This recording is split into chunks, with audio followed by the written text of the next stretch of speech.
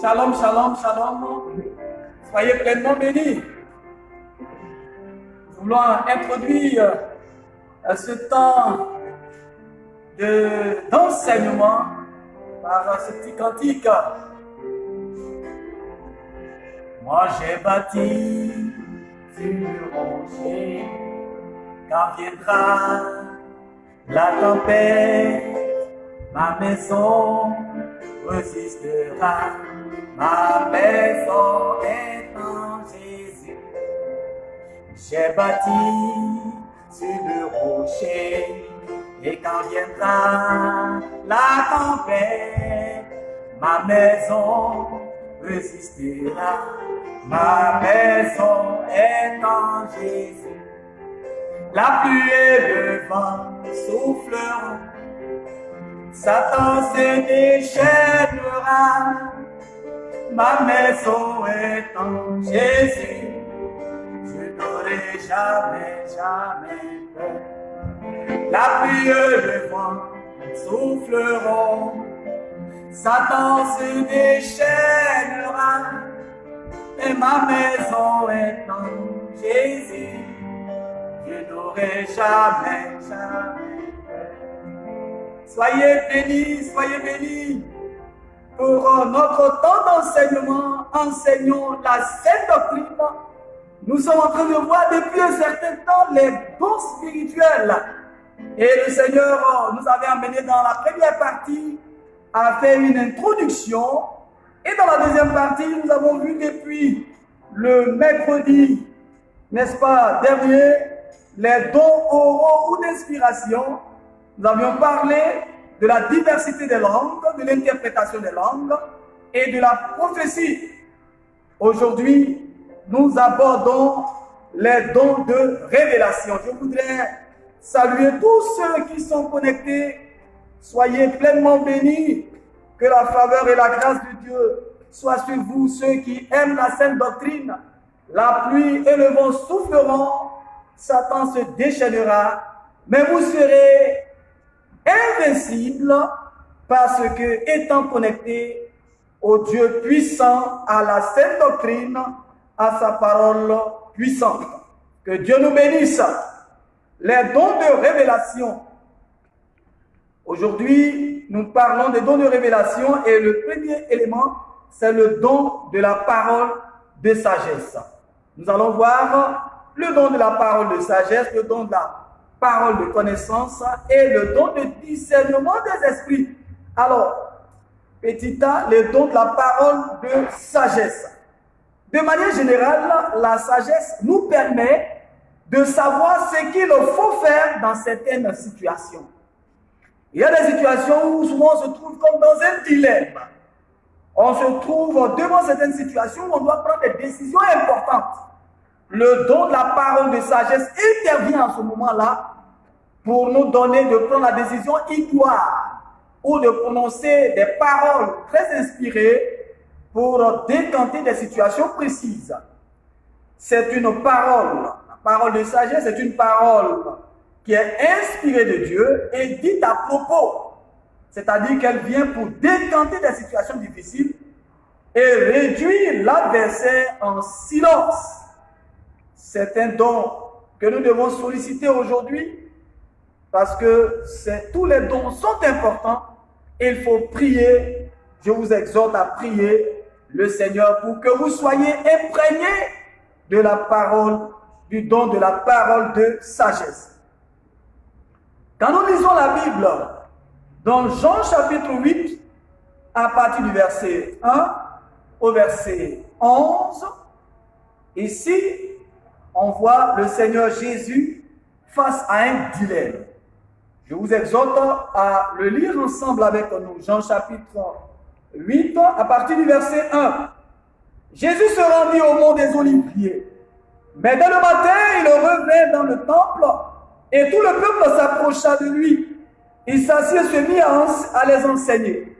Alors les spécialistes de la loi et les pharisiens amenèrent une femme surprise en train de commettre un adultère et la placèrent au milieu de la foule et dire à Jésus, Maître, cette femme a été surprise en flagrant délit d'adultère. Moïse, dans la loi, nous a ordonné de lapider de telles femmes. Et toi, que dis-tu? Il disait cela pour lui tendre les pièges, afin de pouvoir l'accuser.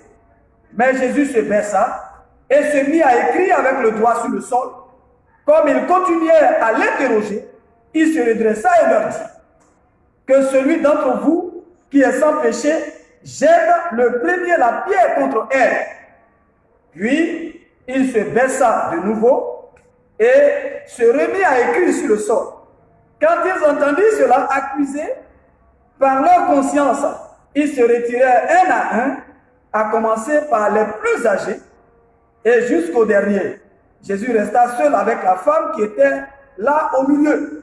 Alors il se redressa et, ne voyant plus qu'elle, il lui dit, « Femme, où sont ceux qui t'accusaient? » Personne ne t'a donc condamné. Elle répondit, « Personne, Seigneur. » Jésus lui dit, « Moi non plus, je ne te condamne pas. Vas-y et désormais ne pêche plus. » Je l'ai lu dans la version Vie Nouvelle. On le voit, Christ était face à un dilemme. Alors s'il ordonne qu'on lapide la femme, les gens vont dire, mais attends, à ce monsieur il a dit qu'il est venu pour sauver les pécheurs. Et voici qu'il est en train d'ordonner qu'on lapide une telle femme.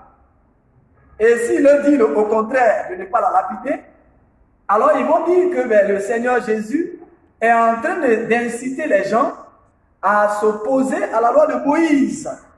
Et il est en train de blasphémer. Alors il fallait donc une parole de sagesse pour trancher cette question. Jésus s'est abaissé, il a commencé à écrire au sol. Et il leur a dit que celui qui n'a point de péché lance la première pierre. C'était une parole forte, une parole de sagesse. Ils étaient donc tous dans la confusion. Ils se sont retirés un à un et ils ont vu qu'ils avaient affaire pas à un homme, mais à Dieu. Et c'est ça, le don de parole de sagesse. C'est un don très très fort, très important aujourd'hui dans l'Église.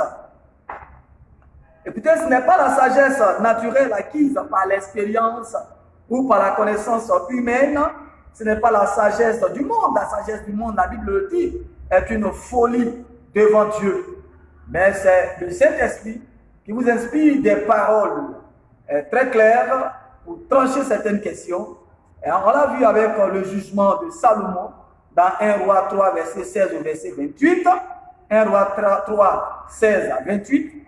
Et puis, on a vu aussi le cas, n'est-ce pas, de la réponse de Jésus concernant l'impôt qui devait être payé à César. Il leur a dit, rendez à César ce qui est à César et à Dieu ce qui est à Dieu. Cela suffit pour confondre les gens. Dans Luc 20, verset 20 au verset 26. Alors, un autre don que nous abordons dans notre enseignement, c'est le don de la parole de connaissance. Le don de la parole de connaissance. La connaissance, d'une façon générale, suppose une familiarité avec les faits. C'est-à-dire qu'on est informé par les études, par l'expérience, le vécu quotidien. Ça, de façon générale, quand on parle de connaissance, c'est cela. Tout ce que vous avez vécu, tout ce que vous avez traversé, cela, ça devient une somme d'expérience. Et puis aussi, vous pouvez apprendre aussi des choses à travers les études. Mais il ne s'agit pas, quand on parle de don de la parole de connaissance, il ne s'agit donc pas d'une connaissance humaine. C'est une connaissance surnaturelle des faits du monde, visibles ou invisibles. Inaccessible au monde naturel. Je reprends, c'est une connaissance surnaturelle des faits du monde, visibles ou invisibles, inaccessible au monde naturel. C'est un don qui permet de dévoiler les choses cachées, des choses que quelqu'un pourrait avoir dans le cœur, des choses cachées. Il peut s'agir d'images reçues ou des paroles entendues. Quelqu'un peut avoir une vision pendant un temps de prière où Dieu, à travers cette image que Dieu lui montre, peut dévoiler certains secrets des cœurs. On peut le voir dans Jean chapitre 4, verset 16 au verset 18. Jésus dit à la femme samaritaine, tu as eu raison de dire, parce qu'il lui a dit, mais attends, va et dis à ton mari de venir. La femme dit, mais je n'ai pas de mari. Jésus lui dit, mais tu as raison de dire que tu n'as pas de mari. Hein? Parce que tu as eu 7 maris, et celui avec lequel tu es n'est pas ton mari. Cette femme s'est rendue compte de la toute-puissance de Dieu, et elle est allée évangéliser pour dire aux gens, venez voir quelqu'un qui a dit tout ce qui est dans ma vie. Voyez-vous, le don de la parole de connaissance. Lorsque vous avez ce don, le Seigneur peut vous utiliser, n'est-ce pas, à dévoiler certaines choses ça peut être pendant des temps de prière ou, n'est-ce pas, pendant que vous êtes en train de vous entretenir avec quelqu'un, le Seigneur peut vous apporter certaines révélations pour, n'est-ce pas, dévoiler certaines choses dans la vie de cette personne en vue d'aider cette personne à se repentir, en vue d'orienter cette personne ou en vue, n'est-ce pas, d'aider cette personne dans sa marche avec le Seigneur. On le voit aussi, on voit plusieurs exemples dans la parole de Dieu, dans 2 Rois 5, verset 20 au verset 27. 2 Rois 5, verset 20 au verset, n'est-ce pas, 27. On voit un exemple où Pierre, 2 Rois 5, verset 20 au verset 27, on voit Élisée dont le cœur, n'est-ce pas, allait dans les endroits les plus secrets et voyait tout. Dieu dévoilait tout à Élisée. On le voit aussi l'exemple de Pierre dans Actes chapitre 5, verset 1 au verset 11. L'exemple de Pierre avec Ananias et Saphira qui avaient menti au Saint-Esprit et qui ont été tout simplement dévoilés. C'est à travers le don de la parole de connaissance. Et le dernier don dont je voudrais parler, c'est le don de discernement des esprits. Bien-aimés frères et sœurs, nous devons prier pour avoir le discernement aujourd'hui. Il s'agit de la capacité surnaturelle à discerner si une manifestation est d'origine divine ou humaine ou démoniaque. Désiré va nous préparer, n'est-ce pas, Matthieu chapitre 7, verset 15 au verset 18. Je le reprends, il s'agit de la capacité surnaturelle, Matthieu 7, verset 15 au verset 18, vous pouvez noter ça. Il s'agit de la capacité surnaturelle à discerner si une manifestation est d'origine divine ou humaine ou démoniaque. Il s'agit de la capacité surnaturelle à discerner si une manifestation est d'origine divine ou humaine ou démoniaque. Car les 3 sources de révélation sont Dieu peut nous parler, donc il y a Dieu qui nous parle, le diable aussi, il peut véhiculer des pensées, vous allez penser que c'est Dieu, le diable peut agir, peut envoyer des pensées, et puis aussi il y a la chair. Donc, 3 sources de révélation.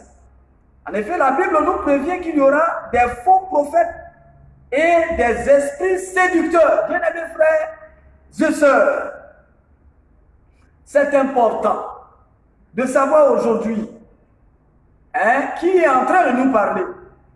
Celui qui prétend enseigner la parole de Dieu, est-ce que c'est un homme de Dieu? Est-ce qu'il est vraiment rempli du Saint-Esprit?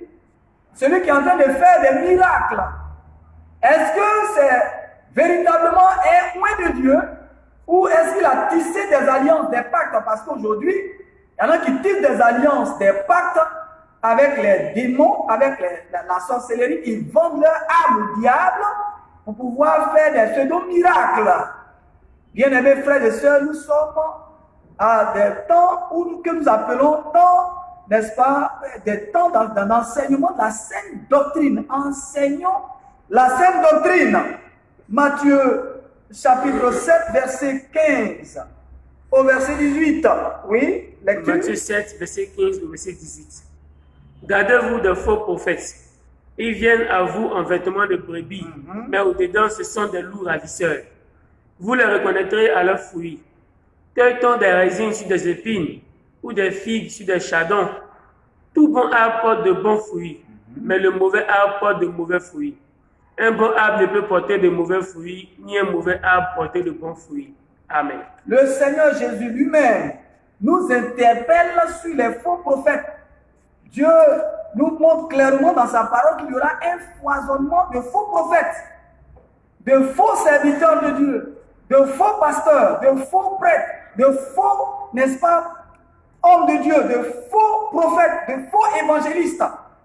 Toutes ces choses sont dites, prédites dans la parole de Dieu. Et vous avez besoin, n'est-ce pas, du don de discernement pour savoir si tel est un véritable serviteur de Dieu. C'est pourquoi il faut beaucoup lire la Bible.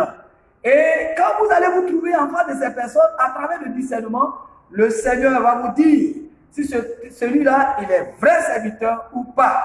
Quand vous lisez la Bible dans 1 Timothée 4, verset 1, il a dit, mais l'Esprit dit expressément que dans les derniers temps, quelques-uns abandonneront la foi pour s'attacher à des esprits séducteurs et à des doctrines de démons. Il y a des doctrines qui sont des doctrines qui émanent de Satan aujourd'hui. Ce n'est pas parce que quelqu'un est en train de donner des révélations ou est en train de prophétiser que forcément cette révélation vient de Dieu. Jésus lui-même a dit d'examiner toutes choses et de prendre ce qui est bon. Et il y a certains aujourd'hui qui font des miracles, qui font certains miracles. Et bon, ce n'est pas parce que quelqu'un fait des miracles qu'il est vrai serviteur de Dieu. Il faut, à travers le discernement, n'est-ce pas, voir certaines choses et savoir distinguer le vrai du faux. Parce qu'aujourd'hui, il y a beaucoup de vrais. Il y a aussi beaucoup de faux. Ah oui, je préfère commencer par là. Il y a beaucoup de vrais. Il y a aussi beaucoup de faux. Donc, Jésus travaille, le diable aussi, à ses serviteurs, mais qui se déguisent en serviteurs du Seigneur. Il faut faire attention.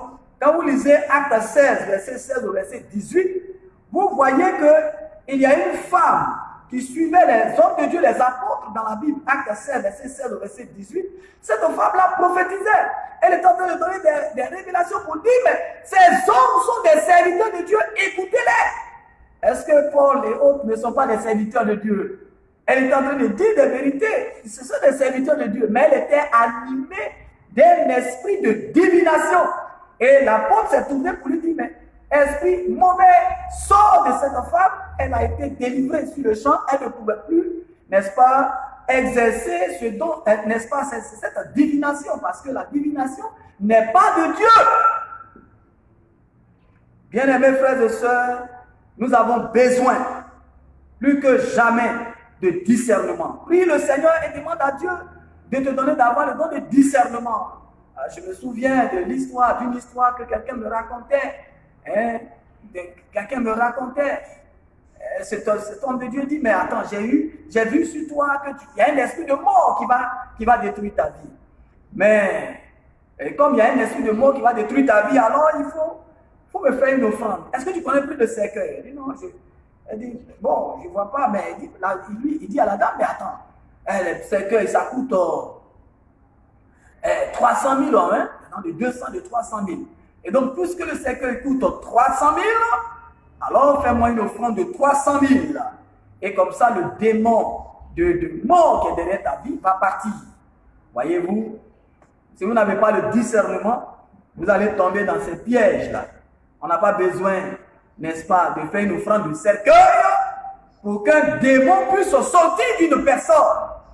Voilà, si quelqu'un a des problèmes, quelqu'un est manipulé par les mauvais esprits, il faut l'aider en prière. On n'a pas besoin d'une offrande d'abord pour chasser le démon qui habite.